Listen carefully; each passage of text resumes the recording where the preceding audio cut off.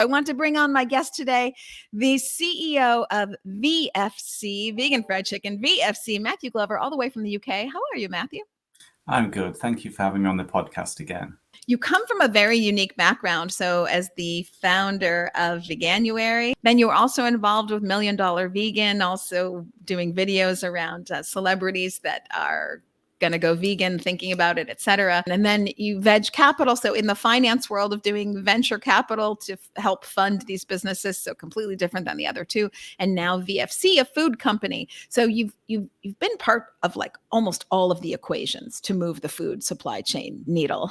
And I'm wondering if you could share your particular perspective on predictions, where we go from here.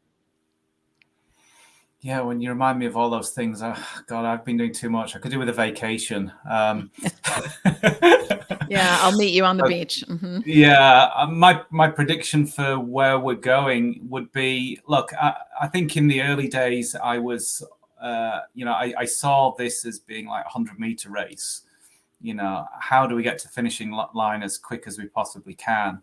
Yeah.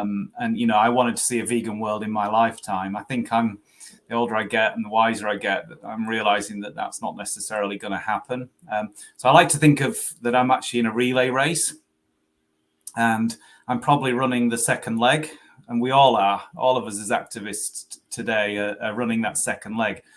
And we're going to hand the baton over to somebody else who's going to run another leg, and they're going to hand the baton over to somebody else, but somebody will get to the finishing line.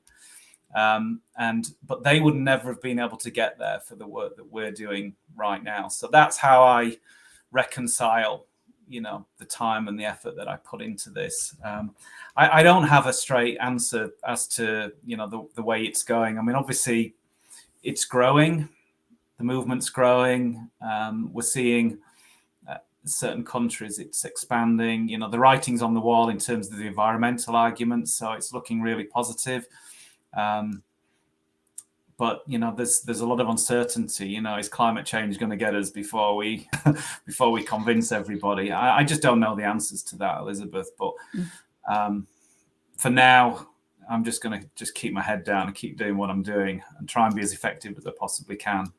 Mm-hmm. A body in motion stays in motion, nose to the grindstone, eyes to the sky. I do tell people that I think we're going to have change in my lifetime. I don't think it'll be a 0% animal products, but I think we will shift to not a majority of animal products in the food supply system in my lifetime.